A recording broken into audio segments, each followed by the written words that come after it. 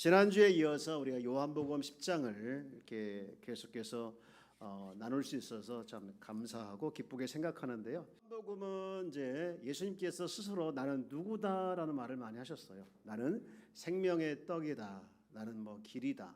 진리다. 이런 말씀을 많이 하셨는데 오늘 본문에도 보면 나는 선한 목자다. 이렇게 말씀하셨죠. 이 선한 이 말을 이제 똑같이 번역을 많이 했는데 좋은 또는 마땅한 가치 있는 이런 것들로 같이 이제 번역을 여기저기서 했는데요. 아더 핑크 목사님은 이 선한 목자에서 이 선한이 가지고 있는 중요한 의미를 두 가지로 설명했어요. 하나는 선한 목자는 누구냐? 신적이고 영적인 목자라는 뜻을 가지고 있다. 이렇게 말을 했는데요. 마태복음 3장 10절 말씀 보면 이 선한 말을 이제 처음으로 같이 이제 쓴 단어가 나오는데 마태복음 3장 10절 보면 이미 도끼가 나무 뿌리에 놓였으니 좋은 열매를 맺지 아니하는 나무마다 찍혀 불에 던져지리라 이렇게 말씀을 하고 있죠. 이 좋은이 선한인데 여기서 이 맺을 수 있는 열매는 아무거나 이렇게 좋은 열매 맺는 것이 아니라 그리스도 안에서 그분을 통해서만이 하나님의 열매 곧 영적인 열매를 맺을 수 있다라는 말을 하고 있는데 그래서 선한 목자라고 말씀할 때 그분은 영적이고 또 신적인 목자라는 뜻으로 이렇게 말씀하시는 것이다 이렇게 설명했고요. 또 하나는 선한 목자는 뭐냐? 특출나게 뛰어나신 분이 선한 목자다라는 것이죠.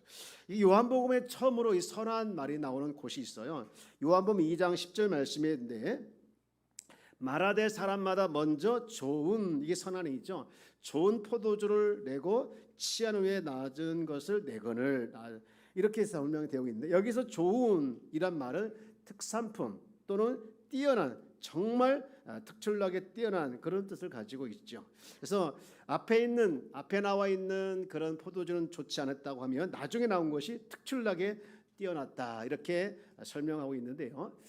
이 단어가 오늘 본문 11절에 똑같이 사용되고 있어요. 그래서 이 본문에 사용되어 있는 말씀을 보면서 의미를 파악하는데 앞에 있는 두 단어가 크게 도움을 주는데요. 그리스도는 본인이 스스로 나는 선한 목자라고 말씀하실 때 그는 특출나게 뛰어난 목자이다 이렇게 시사하고 있고요. 다시 말해서 온 모든 사람보다 무한히 높으신 분 이분이 선한 목자이다. 이 목자라는 말이 이제 구약에도 많이 나와요. 그 중에 이제 하나님에 대해서 목자라고 표현하는 단어가 있는데 시편 23편 1절이거든요. 여호와는 나의 목자시니. 이 목자를 예수님께서 스스로 이제 채용을 하셔서 내가 목자다 해가지고 구약에 나와 있는 여호와 신약에서 본인이 말하고 있는 목자가 이제 예수님과 하나님이 동등하다 그런 의미에서 지금 표현하고 있는 것이죠. 결국에는 이 선한 목자란 말은 이 세상에서 존재할 가능성이 있는 어떤 목자를 가리키는 것이 아니라 하늘과 땅에서 다른 목자에게 볼 수 없는 독특하고 가장 뛰어나고 하나님과 동등한 분 그분이 바로 선한 목자인데 누구냐? 바로 예수 그리스도다라는 것을 말씀하고 있습니다. 그렇다면 예수님은 지금 다른 목자와 근본적으로 다른데 어느 부분에서 근본적으로 다를까? 몇 가지를 말씀하고 있는데 첫 번째가 자기 백성을 위해서 목숨 주기를 아까워하지 않는 분이시다라는 것이죠. 우리 11절 말씀 한번 읽어볼까요? 자, 이 부분 한번 같이 다시 읽어보겠습니다. 시작. 나는 선한 목자라 선한 목자는 양들을 위하여 목숨을 버리거니와. 네, 이 말씀을 계속해서 반복해서 읽는 중에 저는 버린다 이 말에 눈이 가는 거예요. 버린다. 이 버린다고 하는 말은 이제 내 던진다 뜻이기도 하지만 억지로 마지못해 버리는 것이 아니라 자원해서 버리는데 무엇을 자원해서 버리냐? 목숨을 자원해서 버린다. 여러분 18절에 보충해서 설명하고 있죠. 18절 이를 내게서 빼앗은 자가 있는 것이 아니라 내가 스스로 버린다. 스스로 버린다. 이렇게 보충 설명을 하고 있습니다. 여러분 주님은 이 18절 말씀에 보는 것처럼 자기 목숨에 대해서 버릴 권세도 있고 얻을 권세도 있다라고 표현하고 있어요. 생명을 버릴 권세도 가지고 계신 분이 또 생명을 얻을 권세를 가지고 계신 분이 자기 스스로 목숨을 버리셨다라는 거예요. 생명의 전권을 가지고 계신 그분이 물론 주님의 뜻을 따라 순종해서 목숨을 버리셨지만 우리가 언뜻 보면 제사장들이나 또 바리새인들의 음모에 의해서 또 가룟 유다가 배반해서 또는 공개적으로 또는 합법적으로 사형을 결의하고 또 빌라도가 사형을 확정해서 불가항력으로 죽으신 것처럼 보이지만 사실은 주님은 양들을 너무 사랑하시기에 스스로 죽음을 택하신 것이라는 거예요. 여러분, 하늘 권세를 가지고 계신 분이 여기서 말하고 있는 뭐 제사장들의 음모라든가 가룟 유다의 배반이라든가 공회의 확정 이런 것들 다 뚫고 못 나가시겠습니까? 그럼에도 불구하고 다 뚫고 나갈 수 있고 얼마든지 이길 수 있는 능력을 가지고 계신 분이시지만 순수하게 영혼을 사랑하고 영혼을 위해서 자기 스스로 목숨을 버리셨다는 것이죠. 여러분, 선한 목자가 되신 예수님께서 이 땅에 오신 목적과 이유와 사명은 다 하나입니다. 뭡니까? 내가 죽고 이 죽음을 통해서 다른 사람을 살리는 것, 그 하나였습니다. 여러분, 남을 위해서 죽는 거, 남을 위해서 아픈 거 쉽지가 않아요. 가끔 보면 부모들이 자식이 아프면 대신 아팠으면 좋겠다. 대신 아팠으면 좋겠다. 또 뭐 자식이 죽을 것 같은 생각이 들면 이런 말 하죠. 내가 대신 죽었으면 좋겠다. 그런 표현하지만 사실 대신 아프거나 죽을 수 있는 일이 쉬운 일이 아니죠. 그러나 주님은 달랐어요. 본질상 죄와 허물로 죽었던 하나님의 백성들을 만약에 하나님께서 보내주신 선한 목자 예수님께서 죄값을 치르지 않으셨다고 하면 우리는 영적이고 또 영원한 생명이 없었을 겁니다. 그런데 이렇게 목숨을 버리신 분이 아무나 위해서 버리신 것이 아니라 분명한 대상이 있는데 그 대상이 누구냐? 타락한 천사가 아니라 죄진 인간이었고 그리고 일반적인 인간이 아니라 특별한 백성을 위해서 있고 그리고 염소를 위해서가 아니라 양들을 위해서 목숨을 버리신 것인데 이 사실에 대해서 구약에 많은 선자들이 미리 선포를 하셨어요. 이사야 53장 8절 말씀 한번 읽어볼까요?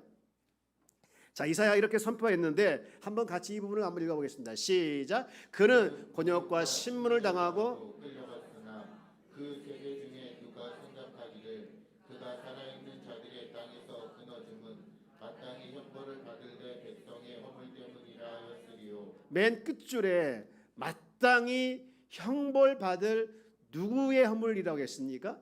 내 백성의 허물이라는 것이죠. 아무나의 허물이 아닌 내 백성의 허물이죠. 한 번은 이제 천사가 마리아에게 이런 말을 합니다. 마태복음 1장 21절 말씀에 보면 예수 탄생을 알리면서 이렇게 이야기하고 있죠. 마태복음 1장 21절 아들을 낳으리니 이름을 예수라 하라. 이는 그가 누구 백성을? 자기 백성을 이라고 표현하고 있습니다.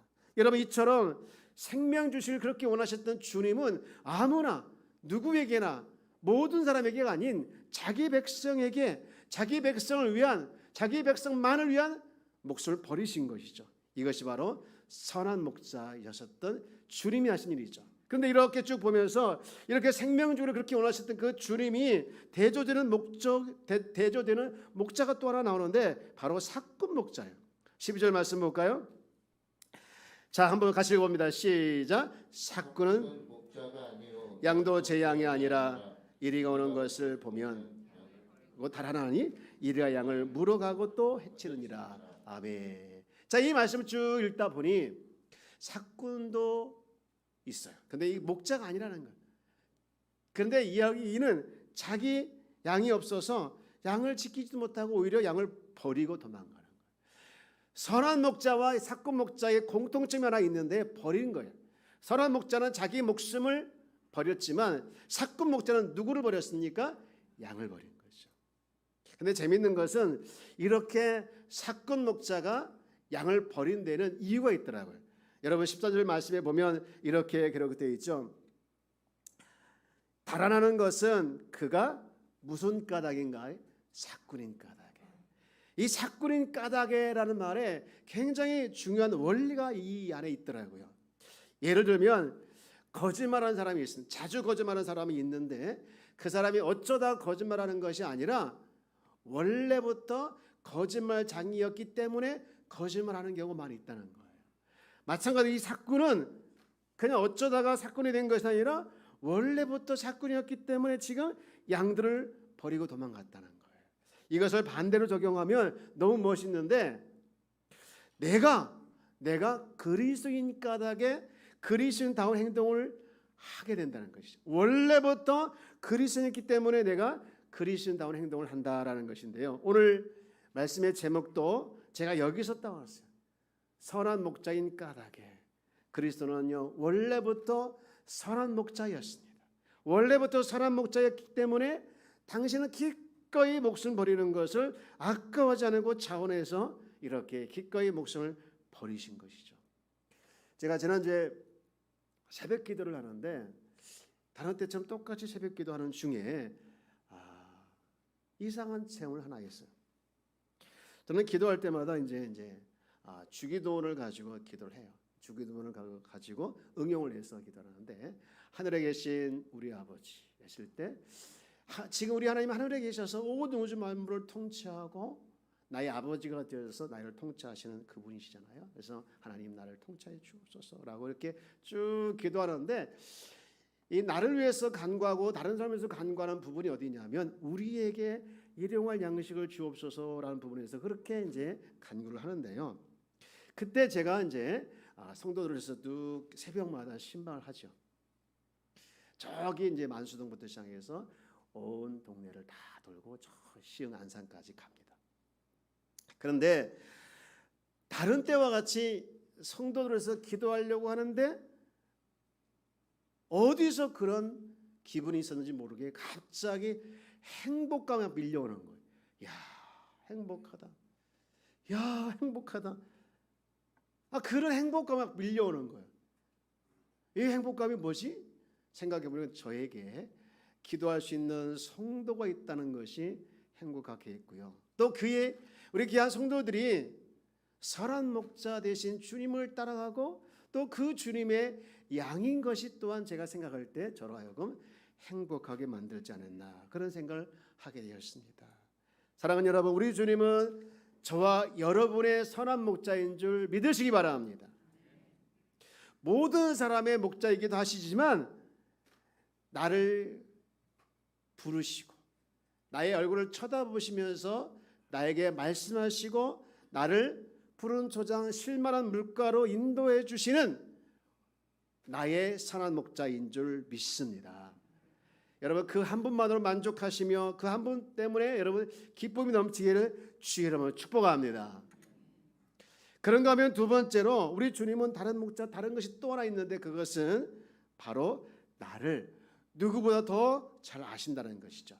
14절 말씀 한번 읽어볼까요? 시작. 나는 선한 목자라. 나는 내 양을 알고 나를 아는 것이. 15절까지 읽어봅시다. 아버지께서 나를 아시고 내가 아버지를 아는 것 같으니 나는 양을 위하여 목숨을 버리리라. 여기서 안다라는 것은 그냥 지식적으로 아는 것 이게 아니에요. 경험적으로 아는 것을 의미하는 겁니다. 주님은 나다니엘의 진실과 의로운 인격을 미리 아셨죠.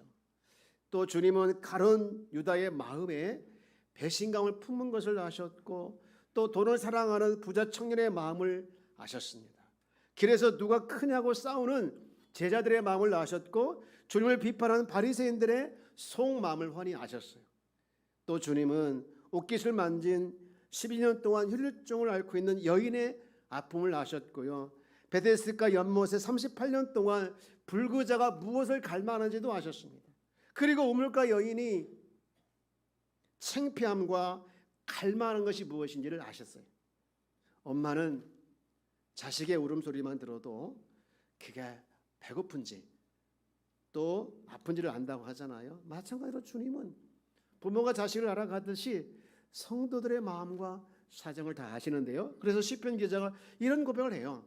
시편 103편 13절 말씀인데 자, 이 부분 한번 우리 같이 한번 읽어볼까요? 시작. 아버지가 자식을 긍휼히 여긴같이 여호와께서는 자기를 경외하는 자를 긍휼히 여기시나니. 아멘. 아까 읽었던 요한복음 10장 14절 말씀 나는 선한 목자라. 나는 내 양을 알고. 참 복된 말씀입니다. 근데 그 다음 말씀에 보면 내 양을 알고 양도 나를 아는 것이라는 말이 나와요. 여러분, 이 말씀에서 우리 주님이 우리를 다 아시는데, 우리 찬양도 그런 거 있잖아요. 내 이름 아시죠? 내 모든 생각도, 내 흐르는 눈물도, 이런 찬양 있잖아요. 다 아십니다. 그런데 우리 주님께서 우리에게 요구하는 것이 하나 있는데, 내가 너를 아는 것 같이 너도 나를 알아라는 거예요. 14절, 나는 내 양을 알고 양도 나를 아는 것이. 양인 우리도 그리스도를 체험적으로 그리고 개인적으로 알아가야 될 줄 믿습니다. 이 거듭난 하나님의 백성이었던 욥이 그런 고백을 하지요. 욥기 42장 15절 5절 말씀에 보면 그런 고백을 해요. 내가 죽게 대하여 귀로 듣기만 하였사오나 이제는 무엇으로 주를 본다 하겠습니까? 눈으로 주를 배운다. 사랑하는 여러분, 여러분의 모습 속에서 주님을 알아가는 것이 그냥 귀로 듣는 요 단계만 머물러 있지 않냐고, 눈으로 보는 것 같이 주님을 더 깊이 알아가는 그런 삶이 여러분 삶 속에서 날마다 일어나길 주 여러분 축복합니다. 단순히 지식적으로 아는 것이 아니고 역사적으로 아는 것이 아니라 체험적으로 경험적으로 깊이 주님을 알아가서 주님은 나의 구세주입니다. 나의 영혼의 구세주입니다. 나를 알아가 주십니다. 나를 안식시켜 주시고 내 형제보다 더 친한 친구이며 나를 돌봐주시는 그분이 나의 목자이신다라고 고백하는 것이 날마다 있기를 주 여러분 축복합니다. 마지막으로 이 목자와 다른 것이 또 하나 있는데, 그것은 아직도 자기 울타리 안에 오지 않는 양들을 부르고 계시다는 거예요. 부르고. 우리 16절 말씀 한번 볼까요? 자, 이 부분 한번 같이 읽어봅시다. 시작. 또 이 우리의 들지 아니한 다른 양들이 내게 있어 내가 인도하여 할 터이니 그들도 내 음성을 듣고 한 무리가 되어 한 목자에게 있으리라. 아멘. 여러분 16절 시작을 잘 보면 또 이 우리의 들지 아니한 다른 양들이 내게 있어라 있어. 또 이 우리의 들지 아니한 다른 양들이 내게 있을 거야, 이게 아니라 또 이 우리의 들지 아니한 다른 양들이 내게 있다라고 확정적으로 명확하게 말씀하고 있어요.